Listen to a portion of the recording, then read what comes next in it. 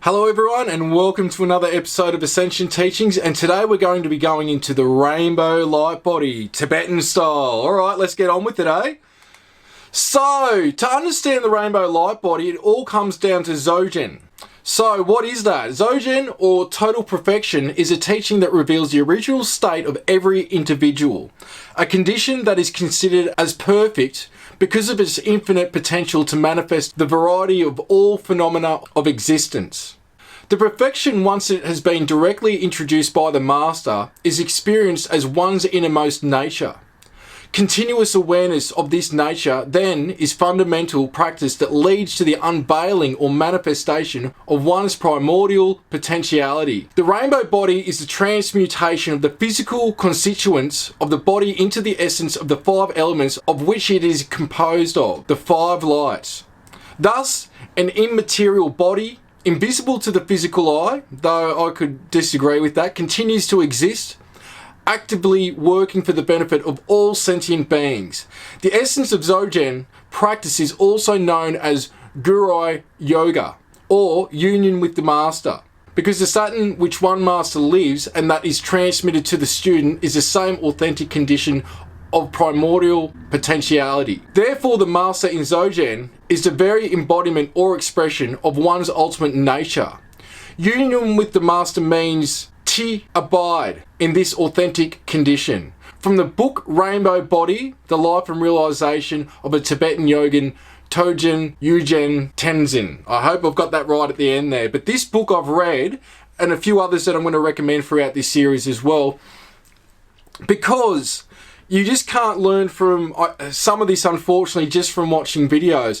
A lot of the Tibetan teachings, and we could say the old school stuff, or the old school techniques going back a very long time, it's been mainly by word of mouth until recent times. But there's still a lot of stuff that you will learn in books that just aren't mentioned in videos, or people don't think about mentioning. But I'm trying to cover some of those things that people don't mention and the techniques that are talked about behind the scenes during this series. So yeah, let's get on with it. So, from The Synchronicity Key, The Hidden Intelligence Guiding the Universe and You by David Wilcock, and separately, now I don't know if this guy got his information from Wilcock, but I saw it in this article here by J. Thomas Devons. They talk about today that there is apparently 160,000 documented cases of people attaining the rainbow light body. Pretty amazing, 160,000 people. Part of the light body exercises, in general, they could be things like Qigong, yoga, Tai Chi, sun gazing, mantras, grounding along with meditation, plus many other different forms of tantric exercises. But mostly we find that it's a combination of meditation, mantras, tantric exercises, and learning, being guided by teachers, guides in the Tibetan culture, and even in other parts of the world like India and elsewhere. We've got these teachers all around the world these days. It's just like the old saying goes, when the student is ready, the teacher will appear. Like I was saying, the teachings are very secretive, but we're going to go into some of the information here today. And yes, this is Ascension Teachings, and you could consider me as a teacher, but first and foremost, I consider myself a student, and that's what the best teachers are. They're always students, they're always learning, always retaining knowledge and gleaning knowledge as well to better themselves, to be of service. So it's quite interesting that we, even I'm guilty of this, talking about being in a state of love, light and bliss and all these airy-fairy things, but sometimes being serious versus fun needs to be brought in, because that can give you drive, it can give you that fire in the belly, that passion to achieve or to do certain things. And this is talked about in some of the literature about not always being in a blissful state. And how many times when you're frustrated, but then you seem to let go, but you're serious about something, that you end up having a breakthrough, in that work of going over and over and over of doing something, you finally get an achievement in whatever it is that you're trying to do. Same sort of thing with this. It is to be taken serious. These practices are to be taken serious, because I know from personal experience, even to this day, that the experiences and knowledge that I'm gleaning are the most important things that I consider, not just for my life, but for all beings on this planet, along with, we're talking about many other people that are having similar experiences. It's all about uplifting our consciousness. And yes, in that state, we end up having a unity consciousness, fun, being blissful, but these are very serious topics as well. So, here's another great book as well that I came across some time ago. And just like I was just saying then, in this book, it is basically written by Tolku that being in a blissful state always is not the way to attain the rainbow body. You could end up in a fake realm. So by, how could we describe this? Just being always in a blissful state, not being in your own power, giving your power away to these otherworldly beings. Like I always say, they're not to be looked up to. But if you give your power away and you're just in this blissful type state all the time, what can happen is that you can attract trickster type energies, or even you can start to experience realms through these trickster energies that are fake realms. There's no sort of substance to them. Now, a way that I can describe this is look at the information that you receive from experiences through intuition guidance. Is it about you becoming a better person and being of service? Is it the opposite? Now, if it's about you becoming a better person and being of service, it's good information coming through. Now, unfortunately, sometimes it can be stuff that you don't want to hear, stuff that you need to work on, stuff that you need to look at on another angle. But if it's the opposite of that, meaning if it's service to self, ego-driven, most likely a negative energy is coming through. But this is where it gets a little bit tricky. In the middle, we have the trickster energies. Now, the trickster energies, they will give you a good experience if you're acting positively towards them. They will give you a very negative experience if you freak out from interacting with them. And sometimes what's happening is it's in the middle. It will be nonsensical information. It just won't make sense. But this is the catch with this. And I know this from a lot of personal experience. Sometimes I'll glean knowledge or have experiences that I just don't understand. Sometimes it might take 3 days, 3 months, 3 years to understand what was shown to me. And this is where at the time the information could seem nonsensical or not make sense, but there's actually a real meaning behind it. So this is where you've got to use discernment. If you don't understand it at the time, just sit on it. Eventually, if it's really got substance behind it, something will come to light about the information that has come through for you. So just a bit of a tip there as well. So strong emotion can be a trigger for Zogen. And at times, from the drive you have, you can go into nirvana. So possibly being in the moment and or reflect on the past can be this trigger to go into an advanced state of consciousness. So it could be just releasing old traumas, wrong conclusions, patterns, things that where you've been done wrong by, people that have screwed you over. It can be a number of different things that can pop up. But when you use the drive to send love towards that and thanks towards those thoughts and cut the cords, this is a big thing in the Tibetan teachings and even the stuff that Shiji's taught me, the beings that I've worked with, is that all of this has to do with self-mastery. And I did a lot of this earlier on, which has helped me today with where I am now. And I'm still going through it. A lot of these masters are still going through it. I don't think there's anyone on the planet that hasn't got baggage or the wrong conclusions, judgments, traumas, certain types of things that every now and then will still play on their mind, even in the most advanced states of self-mastery. It's also said that the universe only exists if having karma, as it keeps you in the physical universe. Once dropped, you can reconnect with awareness/cosmic mind. Now, I'm in two minds about this because it's like reincarnation. Reincarnation is illusionary. How can you go from life to life to life if everything's happening at the same time? So what's happening is sometimes we get concepts that aren't the full picture. And why it's done that way is because if the beings or even your higher self or these teachings take you from A to Z, you won't get the full grasp of what's going on. So in this case, karma does exist, but it's also illusionary. Why? Because in the bigger scale of things, it's an illusion. Everything is an illusion, that's why.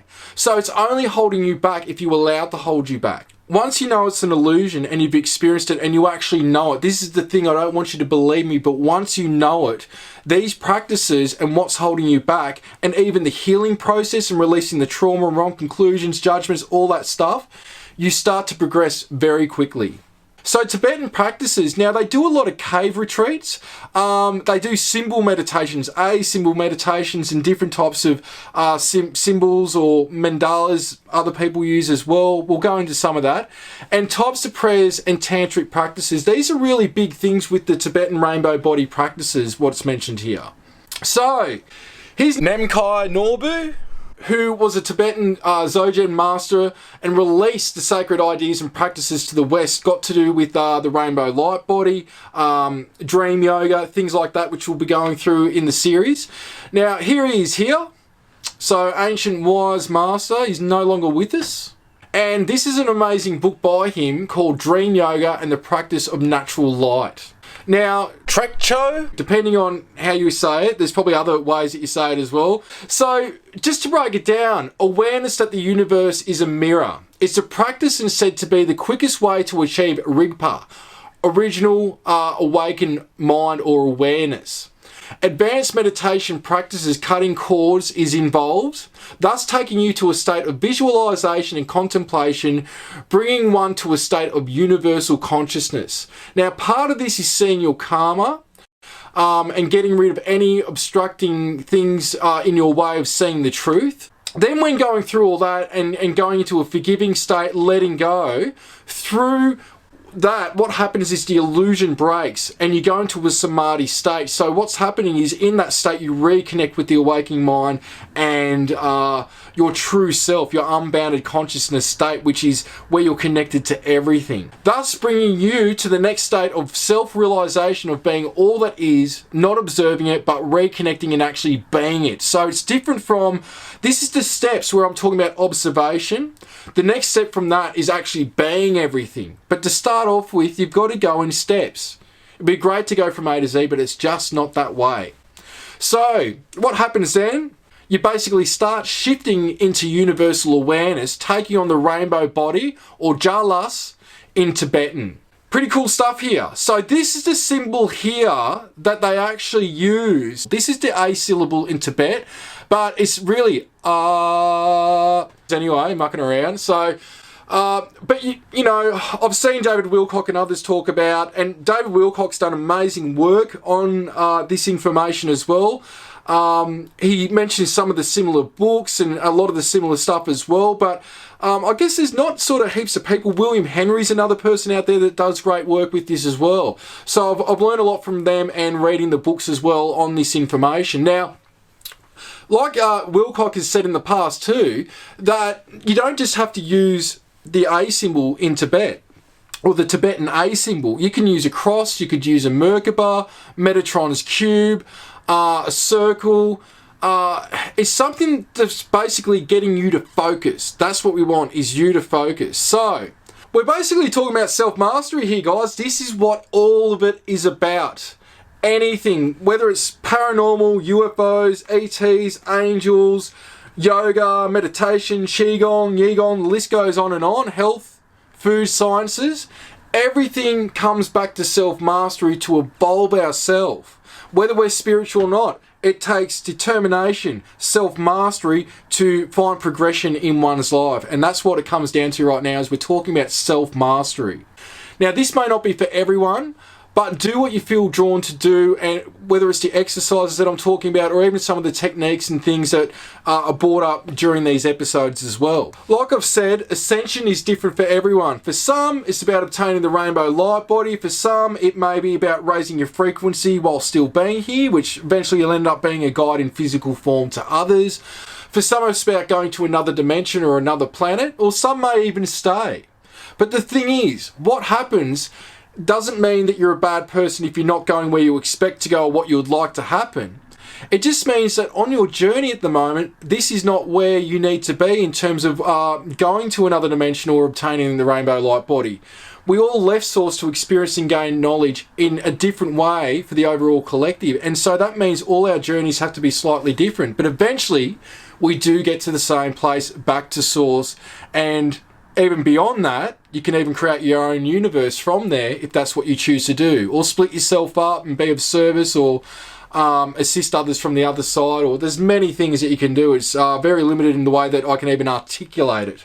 So abilities on the way to obtaining the rainbow light body, aka ascension. Being able to fly, bilocate and teleport, manifest objects, living beings. So some of these masters, they can even create living beings.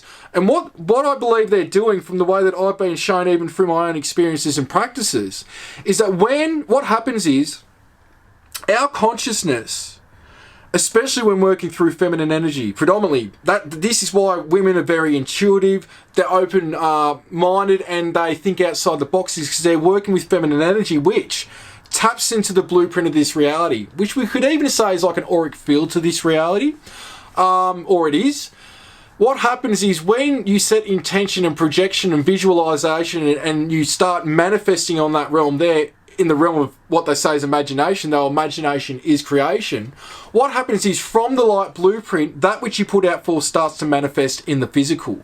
And that's how they're doing it. They're able to manipulate through self-mastery, observation, and working with their God self. They can create living beings. They can manifest them from thought. They can do some pretty crazy things. Yeah, even things in the sky that they can manifest. This is where, even with the paranormal, sometimes investigators think, well, has the person manufactured or created these experiences? Because that's quite possible in some instances as well.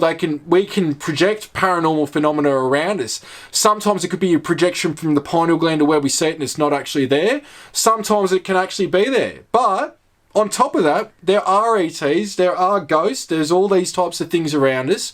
So it's a pretty big thing what's going on in the universe. Now, adding to this, they can astral travel, they've got psychic abilities, they can move objects with the mind, telekinesis, just to mention a few. Alright, so just an example of a few rainbow body cases. Padmasambhava, legendary Indian Buddhist mystic who introduced Tantric Buddhism to Tibet and who is credited with establishing the first Buddhist monastery there. And so this is from Britannica.com, basically from the Encyclopedia Britannica.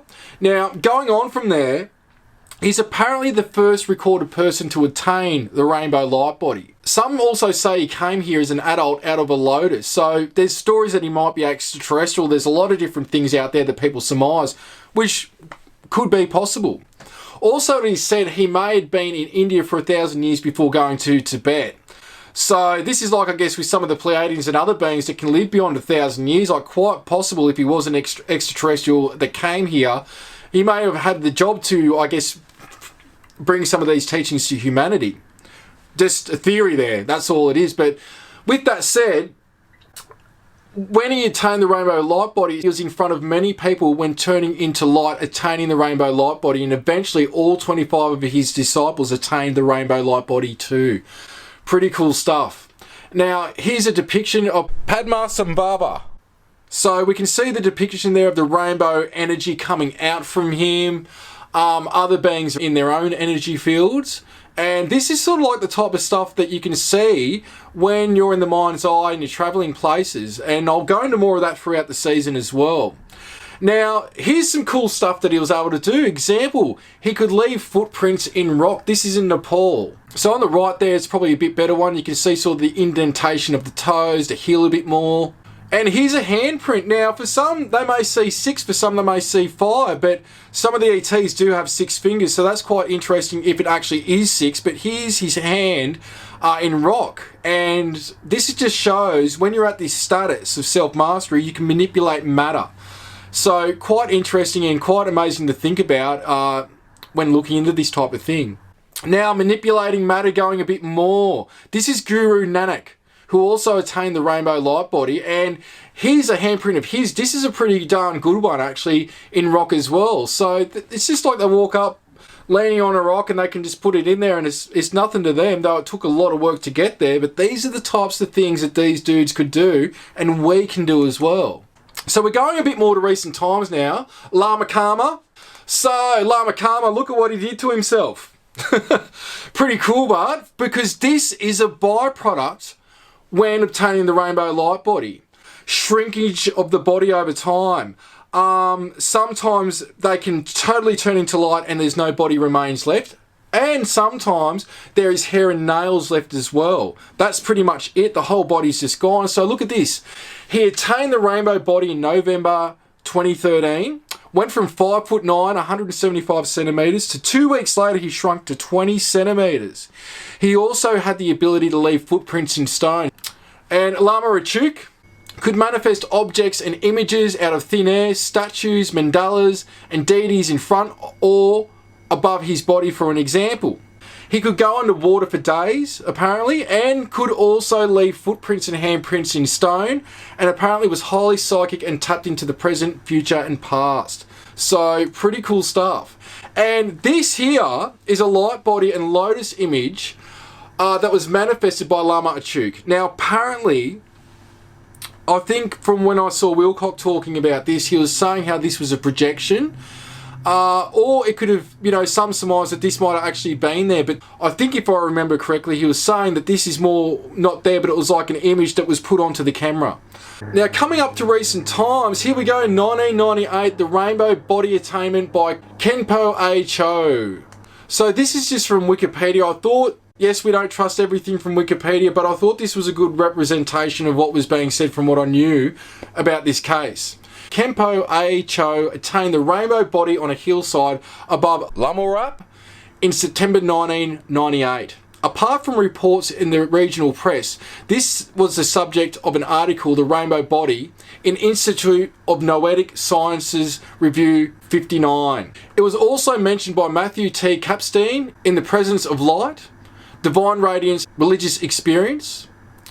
And so what we've got here is Tolku Pima Rigstyle recounts. Recently on August 29, 1998, at Dome Kamnak in Azirong in Tibet, Kenpo Achu, 80 years of age, attained physical dissolution. One day at noon, lying in bed without having suffered any recent illness, while in the posture of a sleeping lion and reciting his 6-syllable mantra, he attained Buddha in the primordial basic matrix of alpha purity, his heart of clear light reality perfected beyond the intellect. As his body dissolved into light, his wrinkles vanishing, he seemed like an 8-year-old child with a beautiful complexion. After a week had passed, when people came to know of his death, they performed his death pujas secretly in order to deceive the authorities, and at that time rainbows appeared inside and outside, and a pleasant aroma pervaded the place. His body gradually diminished in size, and at the end he attained Buddha. Not even his nails and hair were left. It was just like a bird flying from a rock. People nearby have no idea where it might have gone, meaning and pertaining to his body. So you've got these phenomena, besides the nails and the hair and the shrinkage that I've spoken about, you've got this phenomenon mentioned there where it seems like reverse aging is happening to the body. And to add to that, a lot of reports of phenomena of rainbows appearing in and around the structures and the buildings and the areas where these people obtain the rainbow light body as well. Now here's another case just about the ashen nails. Now this happened with the case of Dogen Rinpoche, light body activation I believe in February 1962. So the story was, at the time with the practices he was doing, he would be condemned, so they took him from a palace to a barn and hid him. And after some time, people went to check in on him and they saw his sheepskin robe, looked inside and saw him sitting up with his body the size of a 3 or 4-year-old. So that's pretty trippy, like he'd shrunk.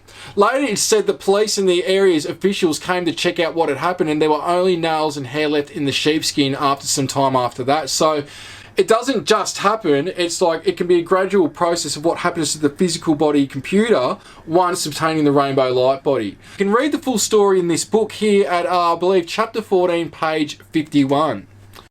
So when it comes down to it, everything is consciousness, awareness. And from that, we get sound, light, and matter.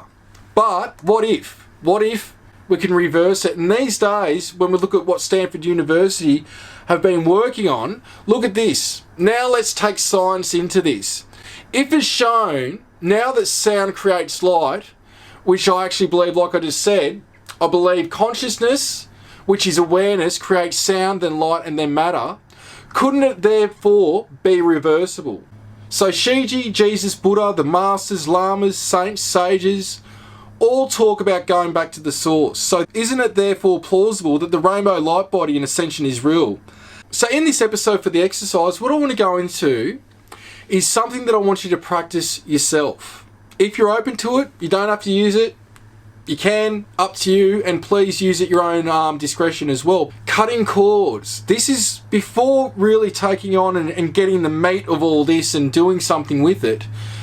Like I've talked about, the biggest thing with all this is, like I say to people, as long as you would give the shirt off your back to help a fellow human. Knowing what I know, what you know, for some people out there, it just isn't on their radar. Maybe they don't need to know. It'd be great if everyone knew about this stuff, but for some people that's not their journey.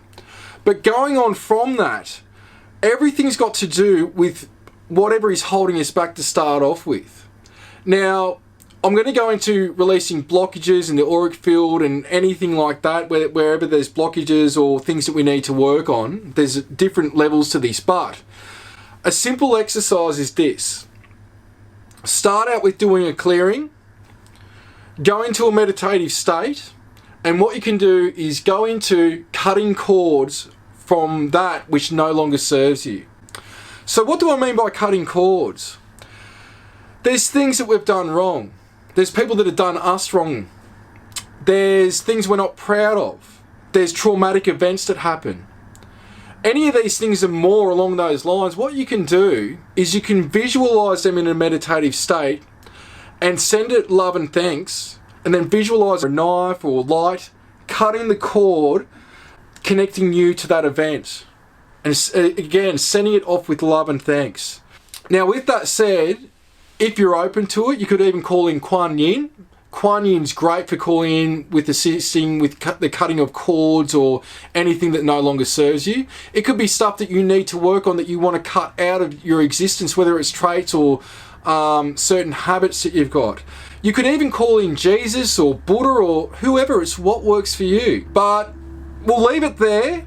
That's the technique you can use if you want. So clearing, meditate, start observing, and then all of a sudden anything brought up that no longer serves you, visualize it, call in Kuan Yin or Jesus at the start of it if you feel you need to, and then visualize an energetic knife or light coming in, or even a sword. You can use anything you want. Visualize you cutting that, but send it with love and thanks. So we'll wrap it up for this episode. Again, thank you all, you beautiful beings, for your support, your comments, and for watching this series, and I'll see you in the next episode.